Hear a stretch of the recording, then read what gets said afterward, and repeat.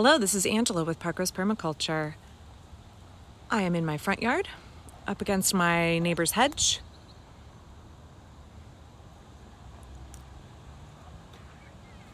I have here in front of me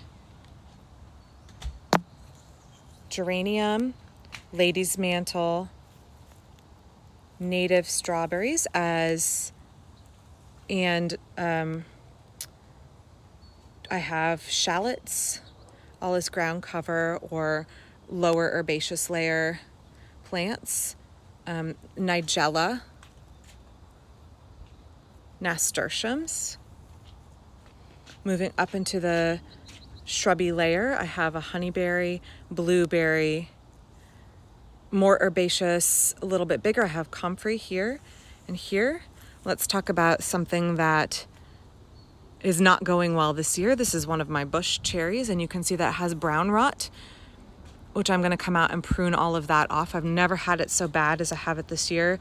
And my friend commented that she has it real bad in her orchard too. I'm not sure why it's so bad this year other than we've had a wet spring, so I'm going to have to prune all of that off. But you can see where I don't have it, the bush cherries are starting to ripen. This is Juliet. Bush cherry is a great plant, and I have in the past said it's not prone to a lot of the problems of the bigger cherries, and I haven't had problems with it.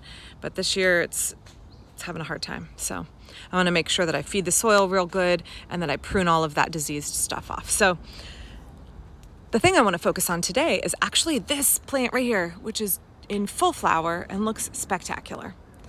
So this is my triple crown blackberry. This is one plant, by the way. So let's go in here. Look at the blossoms. I love how they open up white and they fade to pink as they mature. Oh, there's a little ladybug. Hello. So you can see they bloom in succession. So here we have a freshly opened blossom, one that's a few days older. This one is pollinated and the petals are falling off. We have some pollinated fruit up here. So triple crown is a fantastic thornless blackberry.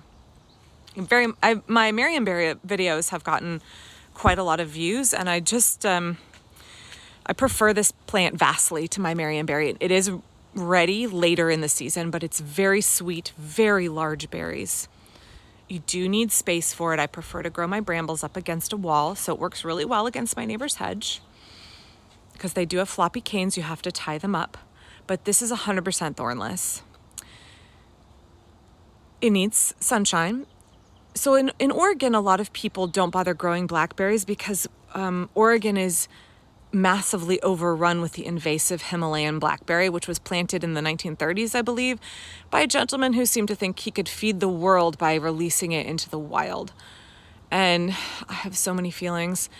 Yeah, it's a great source of food for bees, but it just takes over. It's incredibly thorny.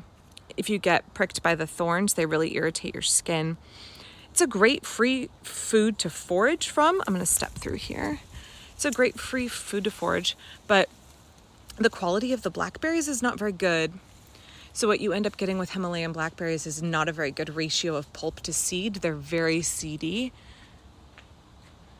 So when I make jam out of them, I strain out more than 50% of the seeds. Otherwise, it's so seedy, I don't want to eat it.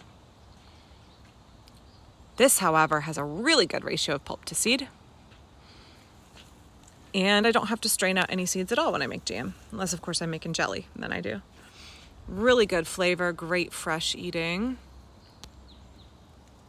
Much bigger fruit, not invasive. So I think it's worth it if you want to take some space in your garden. Because it grows vertically, it's a big plant, but if you can grow it vertically, you're not going to take up that much space. Again, we've talked about the open flowers are easy for honeybees to access, good bee food. In Oregon, wild invasive blackberries are one of the main sources of nectar for honey production. They really, really like blackberries. So yeah, again, this is triple crown. There's a couple other varieties that One Green World carries that are also good, but I only really need one plant. So I only have this one. These will be ready in June. You can see they're grown right up against this fence. They stick out maybe 18 inches, or against this shrub. Stick out maybe 18 inches, so they don't take up that much room in the garden, except they take a lot of vertical space. So we talk about in permaculture how we want to maximize our use of space, and the more you can think about vertical gardening, the more you can grow a lot of square footage of plant in a small space. So anyway, that's the Triple Crown blackberry. Definitely worth a spot in your garden. Definitely far superior to the invasive Himalayan blackberry. Delicious, delicious plant. And really easy to propagate and take. It will tip root. And so you can very easily share it with your friends.